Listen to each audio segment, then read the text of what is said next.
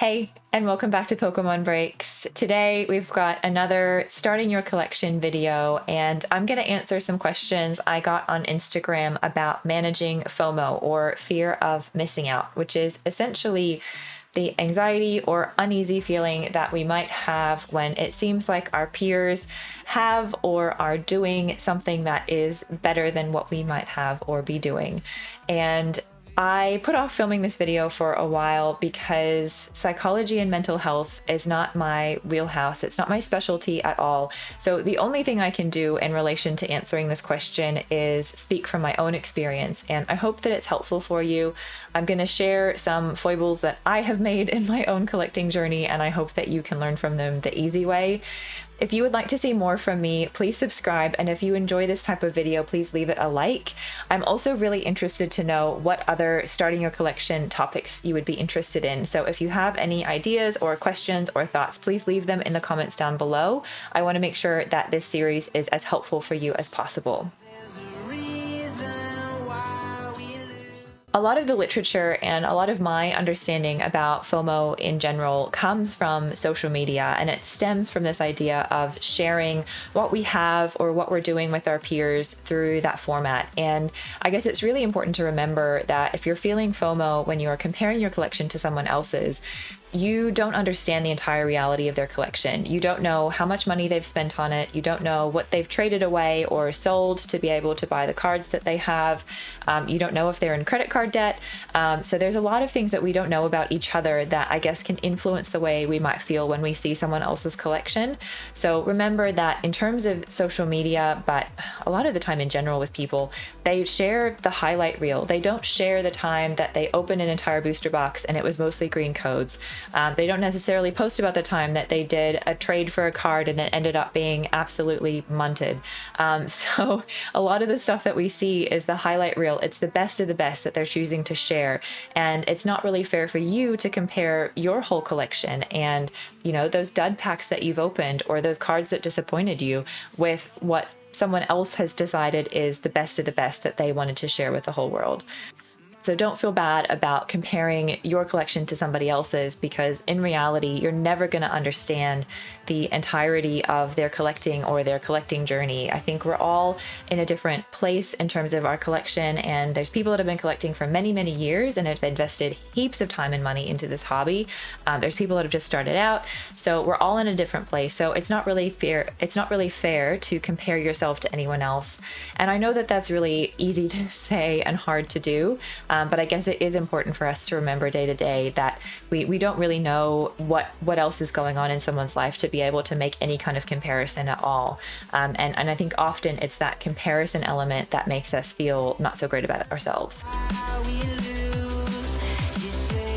Managing expectations is another really important part of managing potential fear of missing out, and bearing in mind that we need to be realistic in our expectations. And if you can lower your expectations and consider and accept what is possibly the worst case scenario for any sort of situation,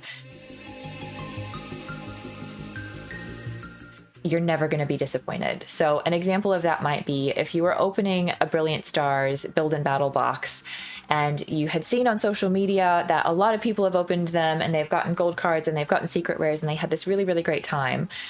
Just imagine, before you open yours, imagine that you get all white codes, you don't get any even holo cards.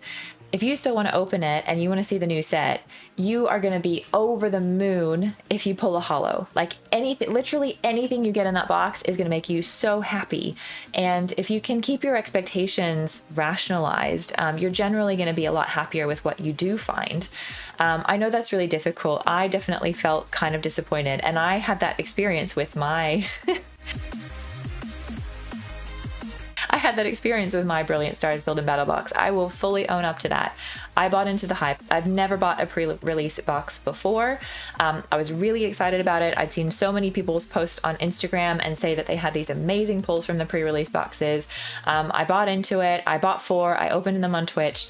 I really wasn't that overjoyed with what I found, but at the end of the day, that's part of the hobby, and every single box, every kit, every whatever it is that you buy is going to be hit and miss. You're not going to get hits every time.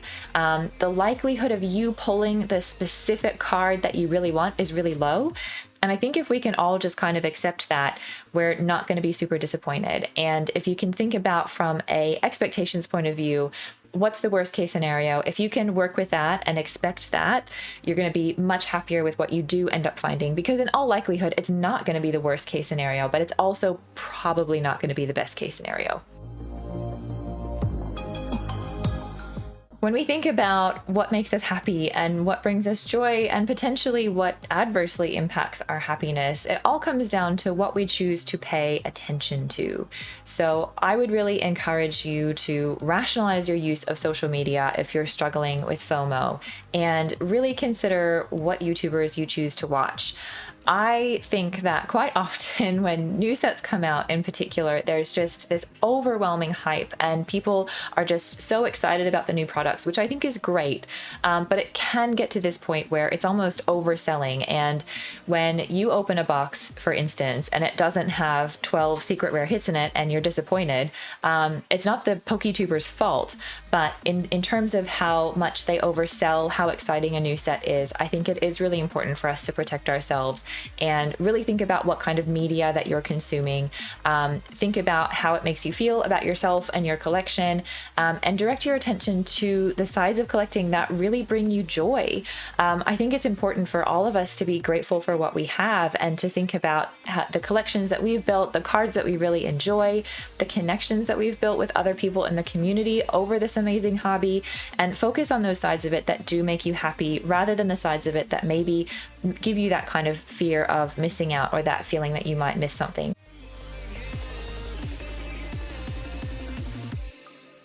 It's really important, I think, to consider what your own goals are when it comes to collecting.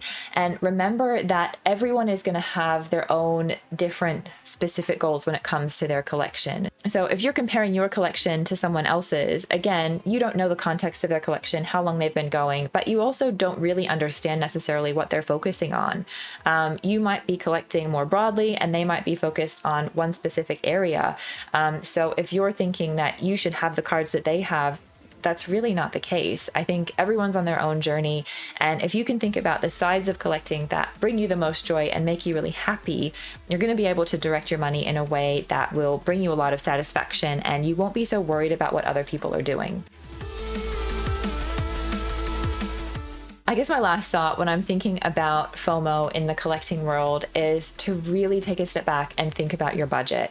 A lot of people are spending lots of money on this hobby, and I think that's great. If you've got the expendable income to invest in cards and boxes, and that's what you want to do, I think that's fantastic. More power to you. But definitely don't feel like you need to spend beyond your means or collect things that you're not even super excited about just because it's what other people are doing. I think budgeting is really important in general, and thinking about your overall life goals, whether it's, having a house, a mortgage, a new car, whatever. And collecting is part of that budgeting because that's something that brings you joy, but it's not the only thing that you have. So thinking about your budget, what's realistic, and then when you're doing that, taking a step back to think about, you have X amount of dollars to spend on Pokemon for the year or for the month or however it is you decide you want to budget for it. What is it about collecting that brings you the most joy? Is it opening packs? Is it having specific chase cards? Is it having graded cards? And you can direct your attention and your finances in that way. So if opening packs is what makes you really happy, buy sealed product and open it. If having specific chase cards is what makes you happy, find them online, buy them as singles. Think about, I guess, your timing when you're doing that, and remembering that buying right when a set comes out, it's going to be the most expensive price. Giving it a few months is always going to save you money. I know that sometimes that creates anxiety, particularly if you're trying to keep up with a social media sort of platform and you're wanting to post the newest sets. But that's just part of it. I guess if it doesn't fit within your budget, it doesn't fit within your budget. We all need to live our own lives. If it's vintage cards or older cards that you want to get, saving up for them. I think people are always going to enjoy the artwork that we can share and we can share the love for. You don't need to be right on time with absolutely everything. You don't need to have all of the newest sets or all of the newest cards. People post like Legendary Treasures cards now. Those are so old and I love them. Every single time I see them, I get excited. So you don't need to be right on time. You don't need to have all of the latest things to be relevant. And, it's important that you consider your collecting in terms of your overall life when it comes to budget and I guess how much time and attention you decide to put on it. When it comes to personal lessons of mine around managing fear of missing out, I got really sucked into spending more money than I should have on the Japanese 25th anniversary collection. And a lot of the background to that was within the Facebook space in particular, and a marketplace that I tend to use for buying Pokemon cards, there was a lot of hype around that set and a lot of people saying that it was going to be really hard to get and that, the cards are going to be really exclusive. I think at that point in time, people didn't really even know what was included in the set. So I think there was a lot of perception that the subset cards were going to be within the regular boxes. Everybody was really excited. So the boxes were really expensive. I pre-ordered some stuff. I regret it. But at the same time, it was a really valuable lesson learned, and it gave me some good time to reflect on how I choose to spend my money and thinking about, again, that budgeting side of things and what made me want to do that. And, that not wanting to miss out on it because it was touted as being really exclusive. In reality, most of the time, these things aren't. There are some products that come out that are kind of exclusive, like those Marnie milk cartons were really hard to get for a point of time, but then they did another print run and they became more available. And that's quite often what happens. VMAX Climax was another one that everyone was really excited about, and it's an amazing set. It's so much fun to collect and open, and I absolutely love it. People were pre-selling boxes at these really exorbitant prices, and then when it released, they had a pretty decent print run and you could get some for a pretty decent price. So I think being realistic about how important this new thing coming out is going to be to you, acknowledging that there's a possibility if you don't pre-order something that you might miss out on it, but that's probably not the end of the world because there's going to be more releases, there's going to be other stuff that you're going to get excited about and enjoy, and you will eventually move on and forget about it.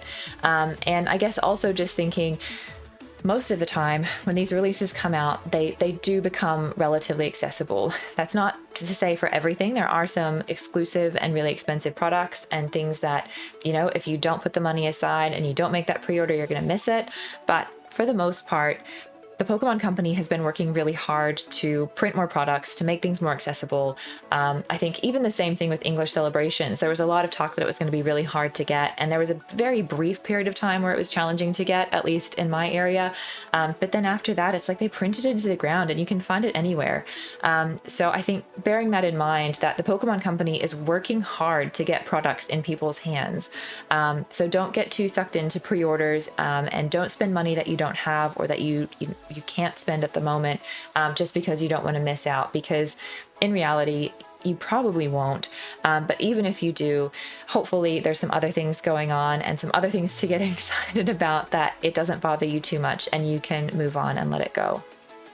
Those are just my personal thoughts on managing fear of missing out, or FOMO, in the Pokemon TCG world. If you have any other thoughts, ideas, feelings, questions for future starting your collection videos, please leave them in the comments down below. I'd love to hear from you.